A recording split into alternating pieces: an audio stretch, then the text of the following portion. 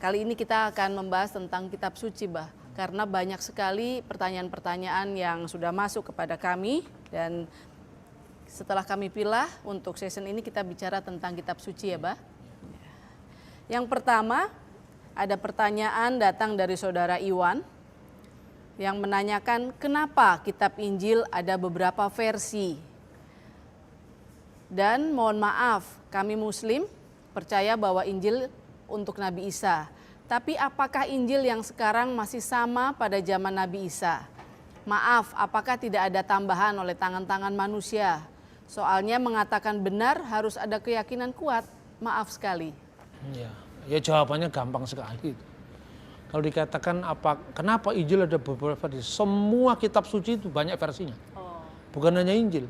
Anda salah kalau memahami bahwa Injil ada banyak versi. Ya betul, ada King James Version, NIV, New International Version, terjemahan baru.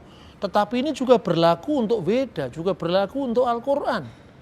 Al-Quran misalnya ada terjemahan Muhammad Asad, ya, terjemahan Marmaduke Pickthall, The Glorious Quran, terjemahan Maulvi Yusuf Ali, terjemahan Mahmud Yunus, terjemahan Departemen Agama 3 kali direvisi, terjemahan Bakhtiar Surin, terjemahan misalnya Quraish Shihab, terjemahan Ahasan, ada banyak terjemahan.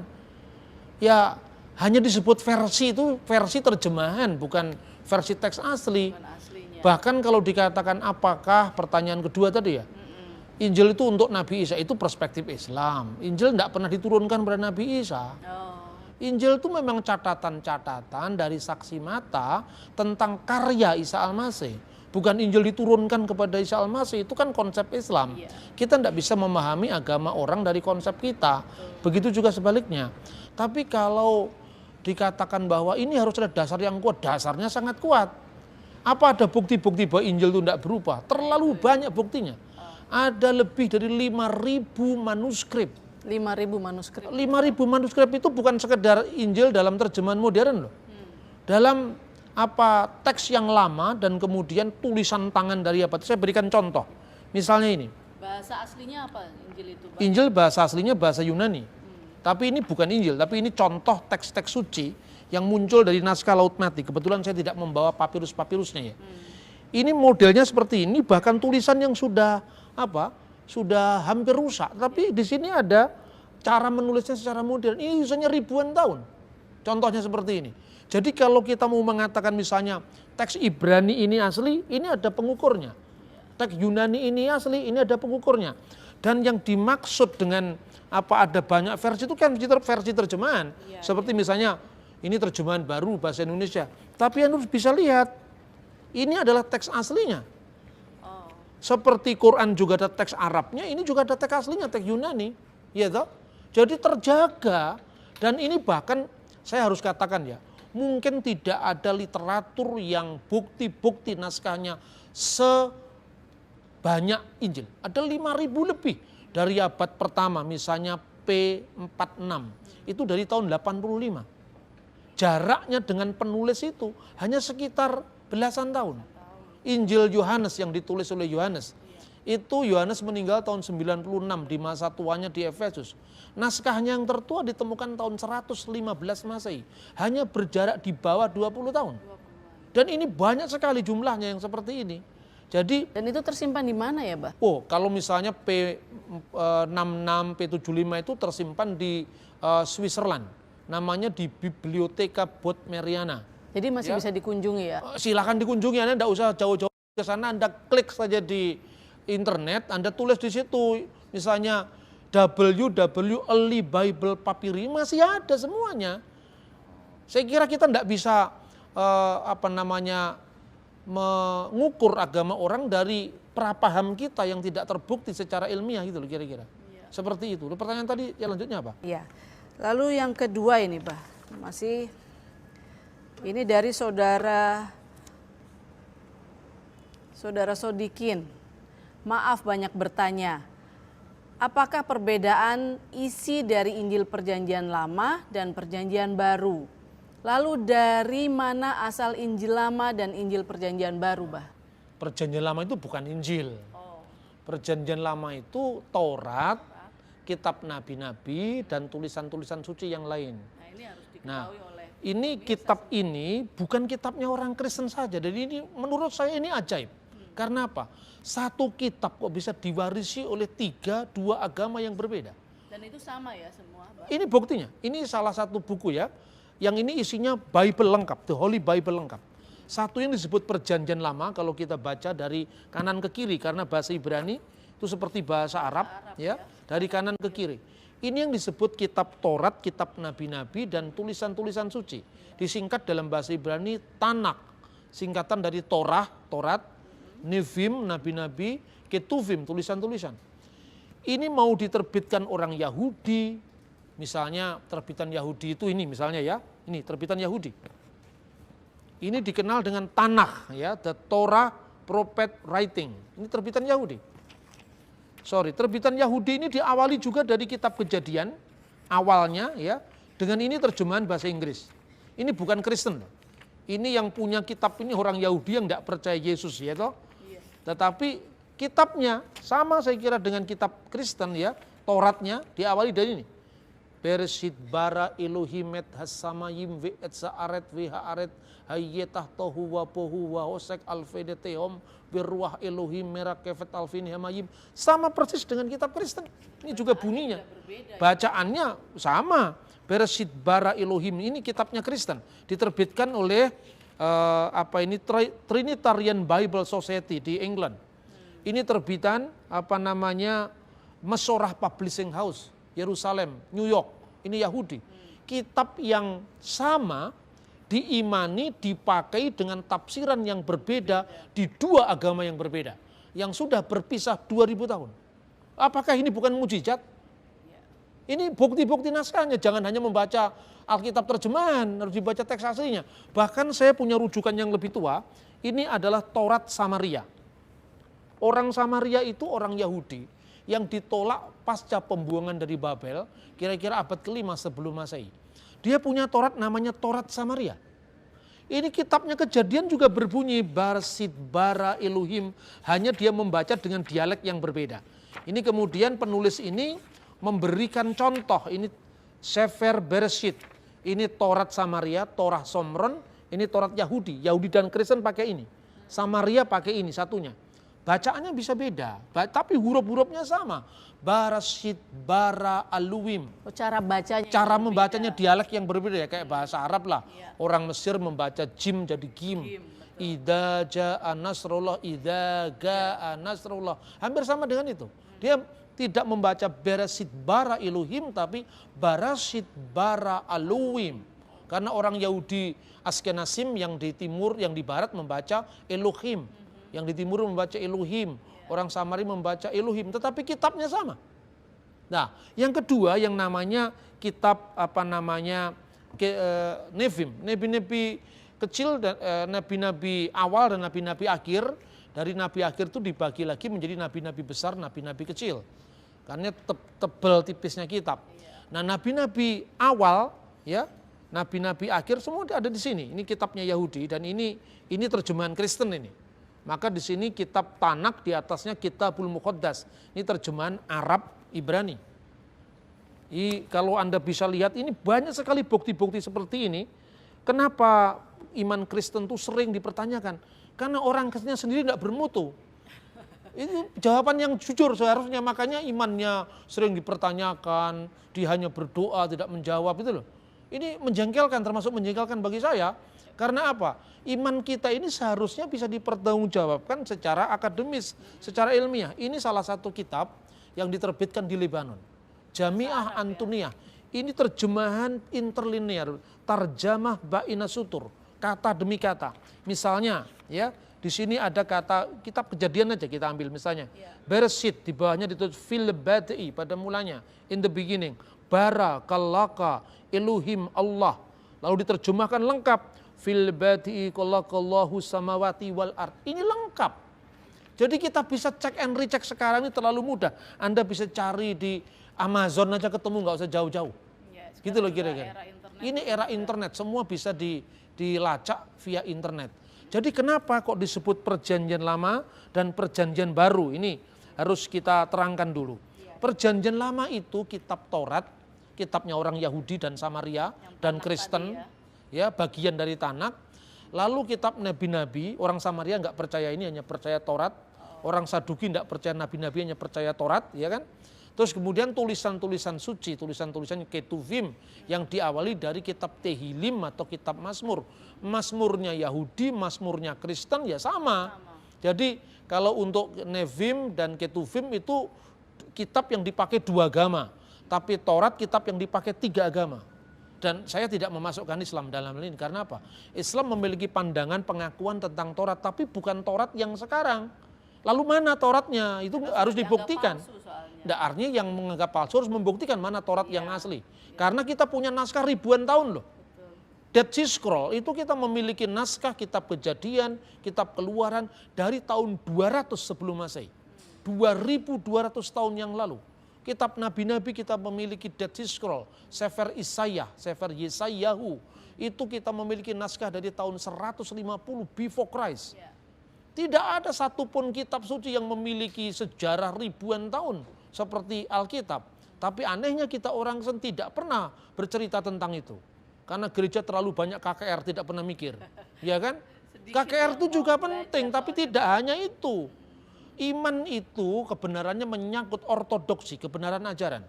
Tapi juga kebenaran perilaku, ortopraksi, dan kebenaran penyembahan, ortolatria. Yang dipikirkan lewat KKR itu hanya yang terakhir ini. Khotbah-khotbah moral yang kedua, yang pertama tidak banyak dilakukan orang. Nah, kenapa disebut perjanjian lama? Karena orang Kristen percaya bahwa ada nubuat dari kitab Nabi Yeremia. Dan Yeremia itu bagian dari kitab suci Tanak ya, yang kita sebut perjanjian lama. Kenapa disebut perjanjian lama? Ini juga bukan orang Kristen yang kasih judul. Ini penggenapan dari nubuat nabi-nabi, khususnya Yeremia. Sesungguhnya akan datang waktunya, demikian firman Tuhan, aku akan mengadakan perjanjian baru dengan kaum Israel dan kaum Yehuda. Tuhan akan mengadakan, ini pasal 31 ayat 31, Brit Hakadasa, perjanjian baru antara umat Israel dan umat Yehuda. Karena setelah zamannya Raja Daud, Israel terpecah menjadi 2, yaitu Yehuda dan Israel. Bukan seperti perjanjian yang telah kuadakan dengan nenek moyang mereka pada waktu aku memegang tangan mereka untuk membawa mereka keluar dari tanah Mesir. Perjanjian itu telah mereka ingkari.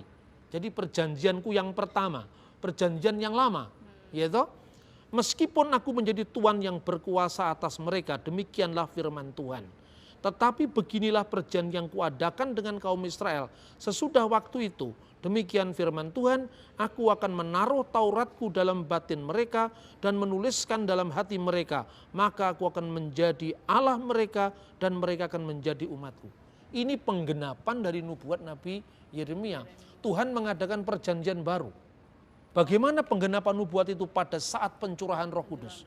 Di mana Roh Kudus dicurahkan dan Roh Kudus dalam bentuk lidah-lidah api memasuki kepala para murid, karena itu merepresentasikan penulisan perjanjian baru dalam hati para murid yang akhirnya nanti dinaskahkan, yang menjadi naskah perjanjian baru dari Injil-Injil, surat-surat sampai kitab Wahyu. Jadi di sini konteksnya bukan Injil tertulis yang kemudian didiktekan oleh malaikat. Konsep seperti itu tidak pernah ada di dalam iman Kristen. Jadi kita tidak bisa memahami ajaran Kristen dari sudut pandang agama lain. Itulah maknanya perjanjian baru.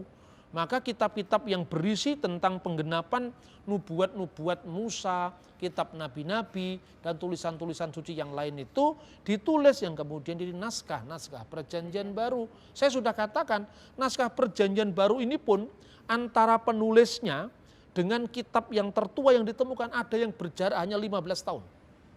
Jadi sebelum naskah kita ini berbentuk kodek ya, yaitu dalam bentuk kitab berjilid, itu sudah ada dalam bentuk apa? Papirus.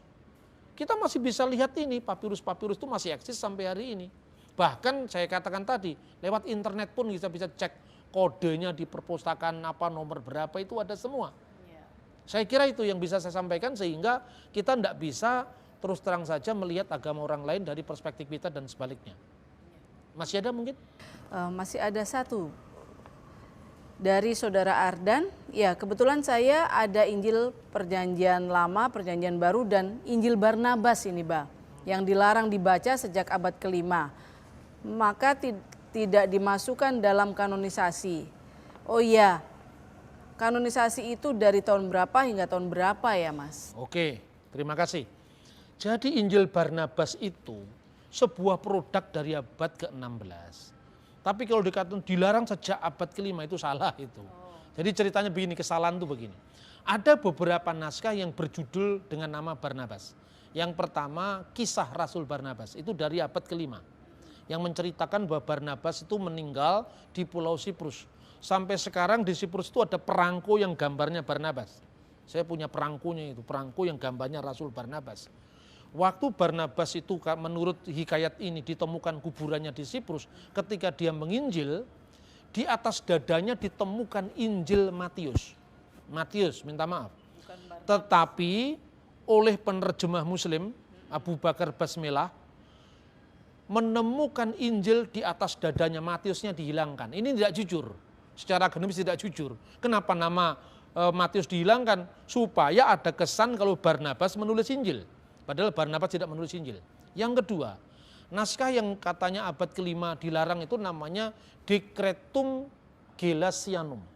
Jadi atau lebih tepat Decret Pseudo Gelasianum.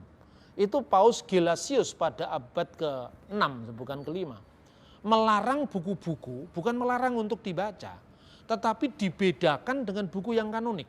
Di situ antara lain yang dalam daftar larangan itu ada kata-kata The Gospel of Barnabas.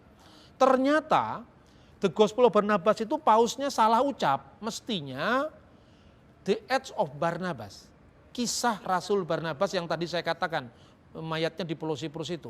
Sementara Injil Barnabas sendiri isinya nggak sama dengan yang didekritkan Paus Gelasius. Buktinya apa? Pertama, Injil Barnabas itu ditulis di dalam bahasa Itali. Ini harus saya katakan, semua Injil apabila itu berasal dari abad pertama, tidak mungkin ditulis di dalam bahasa Itali. Mengapa? Karena bahasa Itali belum ada pada zaman Yesus. Bahasa di zaman Yesus itu kalau nggak Ibrani, Aramaik, Yunani atau Latin. Ini contoh Injil Barnabas. Saya menunjukkan ini bukan untuk melukai hati umat Islam. Tapi saya hanya mengajak, marilah kita dialog yang jujur. Ini saya tunjukkan ada 2 buku yang namanya Injil Barnabas. Satu ini buku, ini saya pinjam dari perpustakaan Dominikan Kairo. Ya. Buku ini diterbitkan pertama kali tahun 1907. Nih bukunya.